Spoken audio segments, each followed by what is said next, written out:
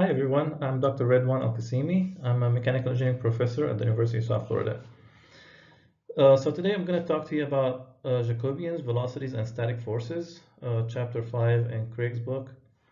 And let me just give you a brief summary of what this chapter is all about. It all talks about the relationship between the Cartesian velocities at the end effector and the joint velocities in the joint level. So if you want to command the arm to move in the Cartesian space at a specific velocity, how much velocities should you command the joints or each joint to move to produce that particular motion at the end effector? The learning objectives for this chapter, we're going to look first at the Jacobian, which is the relationship between Cartesian and joint velocities.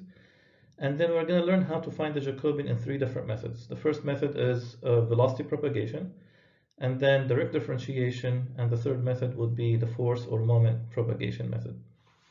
After finding the Jacobian through these three methods, we're going to start identifying singularities and how to choose a Jacobian that would avoid permanent singularity, and then identify how singularities are found and what we can do to avoid them.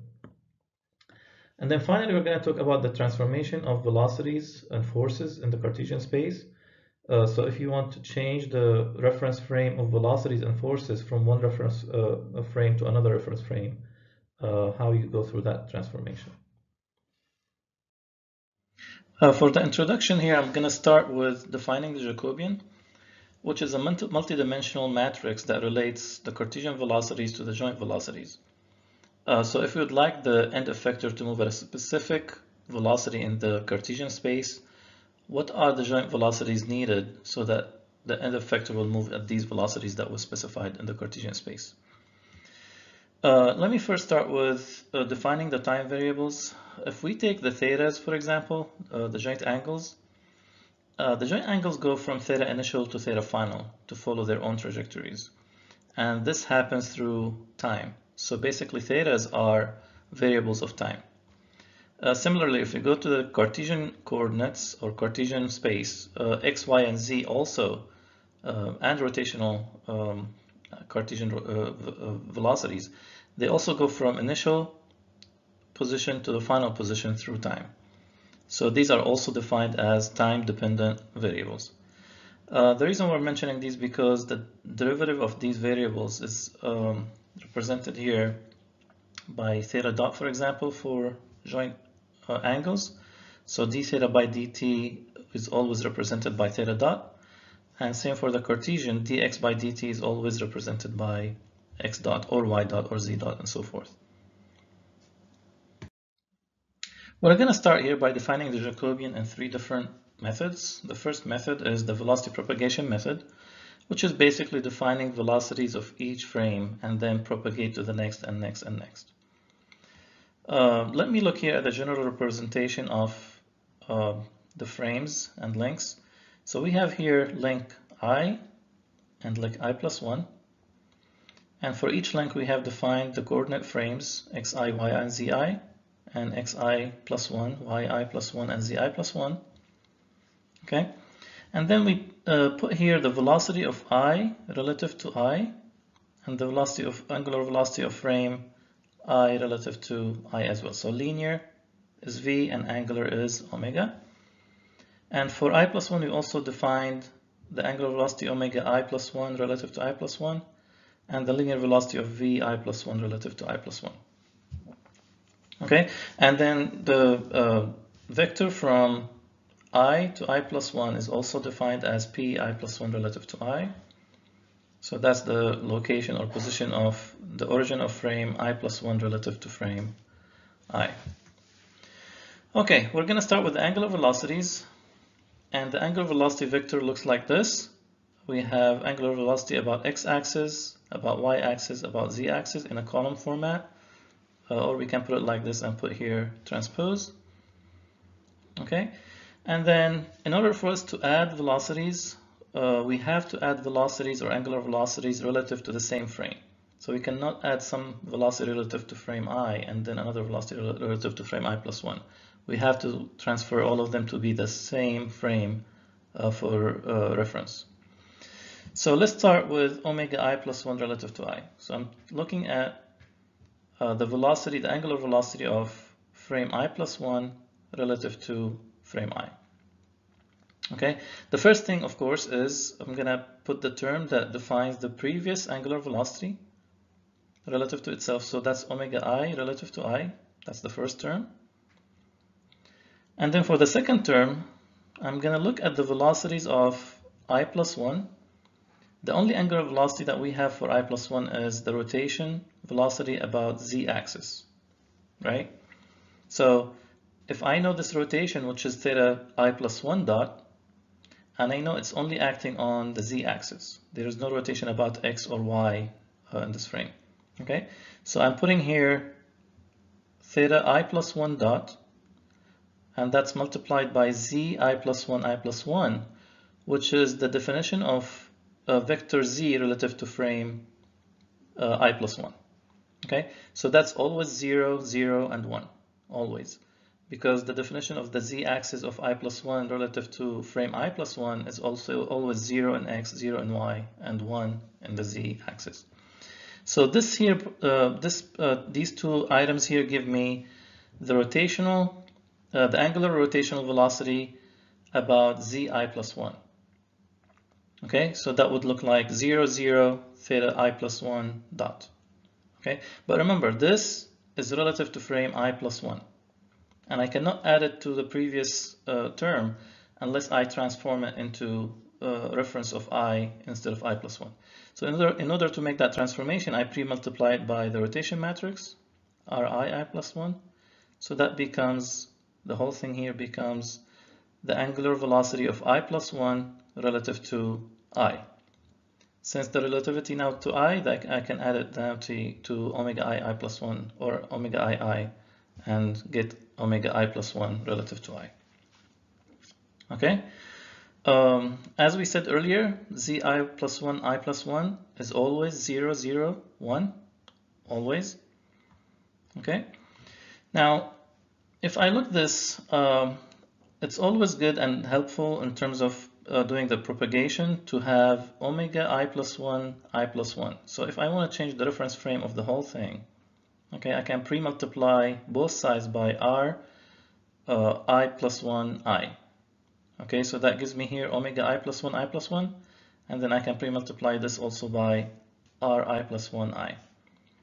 So if I do this for rivet joints, I'm getting here, when I multiply by r I plus 1 I here, the results will be omega I plus 1, I plus 1.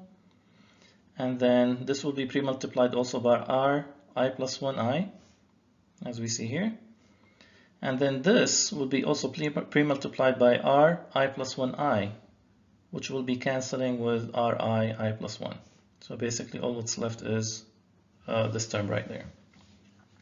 So this is the general angular velocity of frame I plus 1 relative to itself. And that's for revolute joints. We can do the same work to find the prismatic joint's angular velocity. And in that case, it turns out to be Ri plus 1I times omega I.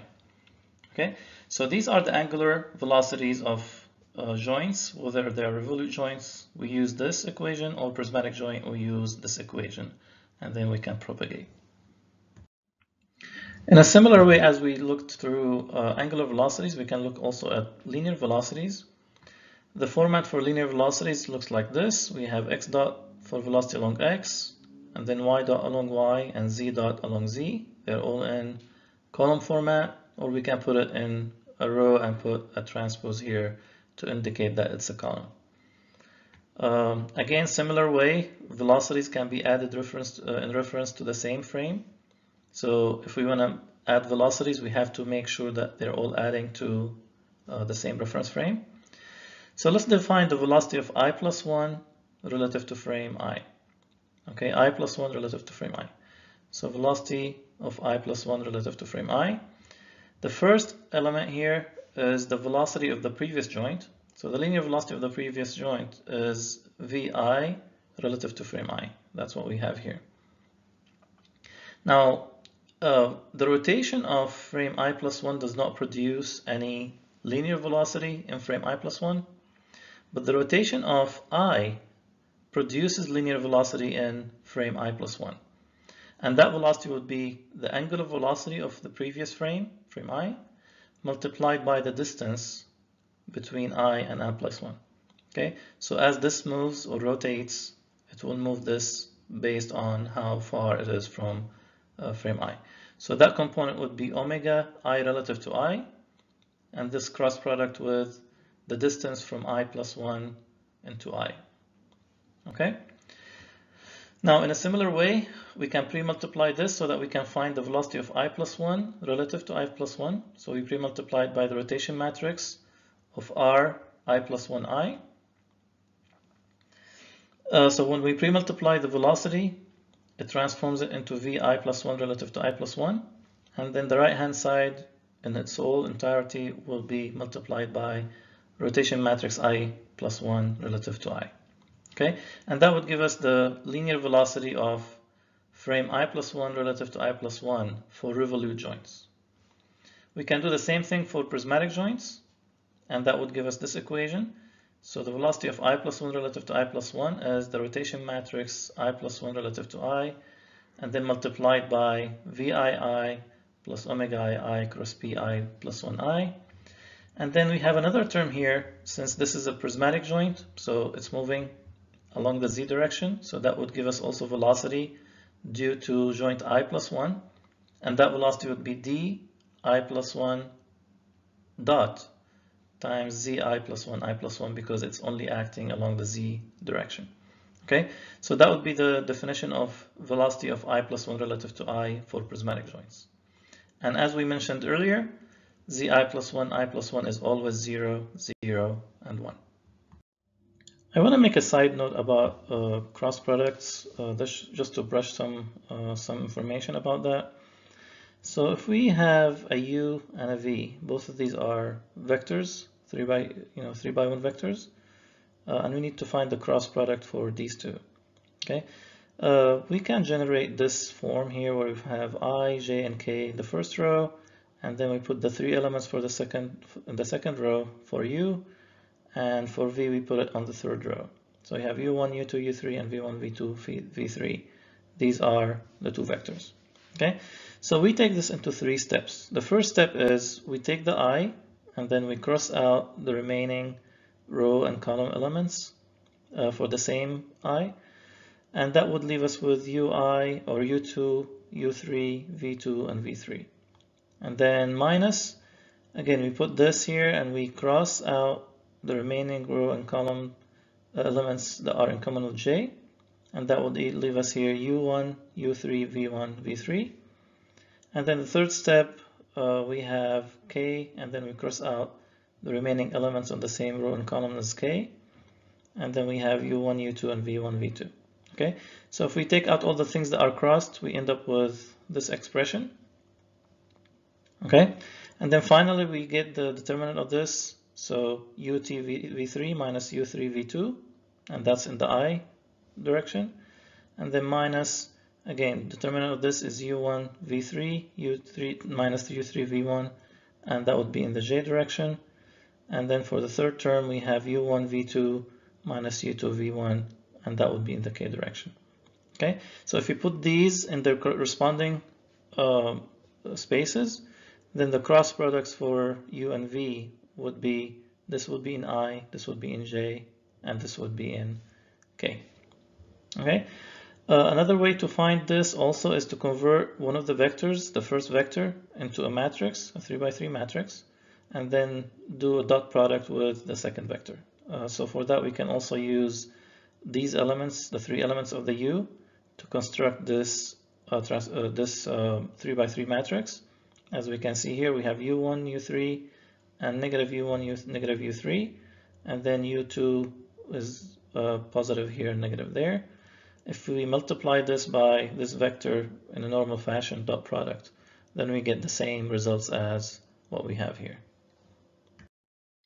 Okay, so remember we found all these velocities so that we can extract the Jacobian out of it. So if we look at the Jacobian, let me put the pointer again. If we look at the Jacobian using the last velocities, let's take it one at a time. Let's start with the linear velocities. Okay, so let's take the very last linear velocity equation that we found from velocity propagation. And that would be velocity of the last frame n, relative to itself. Okay, that would be here. And that would be a column of 3 by 1, because we have Vn relative to n is x dot, y dot, and z dot, and we have values for each one of them. So these values for each one of them will be right here, these three equations. And we have to break them up so that we have the velocities of the joints in one column. So here we have theta dot 1, theta dot 2, and so forth. Or if we have a prismatic joint, we'll have d dot 1, d dot 2. And then what's remaining here will be a matrix of a dimension 3, because we have 3 here. So dimension 3 by whatever number of joints. So let's say the number of joints is m. So we have a matrix here that is of a dimension 3 by m, m as in Mary. Okay, so if we break this up to the vector of velocity, joint velocities, and then we extract the matrix out, that matrix becomes our linear Jacobian of frame n relative to frame n, relative to itself. Okay. Now, if we move on to the angular velocities, again, we can take the very last angular velocity equation from our velocity propagation method, and that would be the angular velocity of frame n relative to n. Okay, and this would have three rows, which is omega x, omega y, and omega z, and each one of them has a value here. So we'll have three equations here in one column. Okay, so again, we have to break it up. We can separate the joint velocities here. So we have theta dot 1, theta 2 dot, theta 3 dot, and so forth. Or if we have any prismatic joints, we include them here, d1 dot, d2 dot. And then we find the matrix here that would be the Jacobian matrix that we will use for angular velocities. Okay, so that matrix that results here will be the Jacobian of frame n relative to frame n. And that would be the angular velocity Jacobian. Okay, and again, the dimension of this would be, this is a 3 by 1, and this would be a 3 by m, which is the number of joints, and this would be m by 1. Now, if we want to get the general Jacobian that combines the angular and linear velocities, we can line up these two vectors together in a single vector.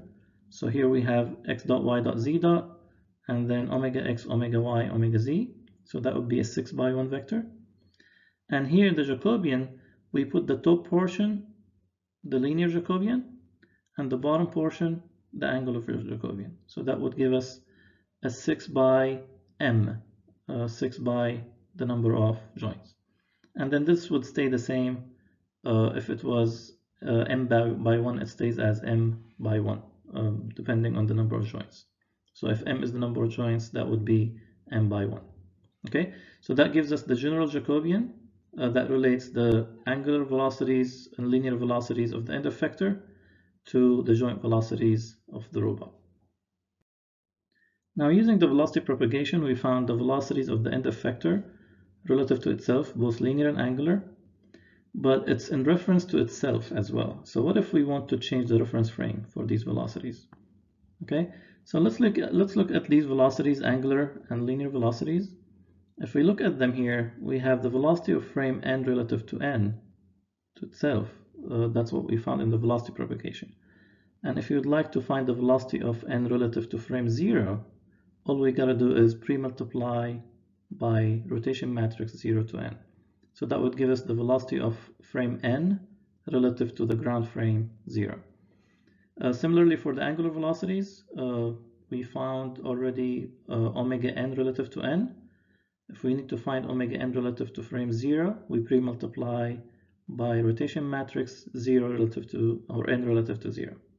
Okay, so in this case, we find omega of frame n relative to the ground frame 0. Now, what if we want to also find the Jacobian relative to frame 0? Again, we'll take this in several steps.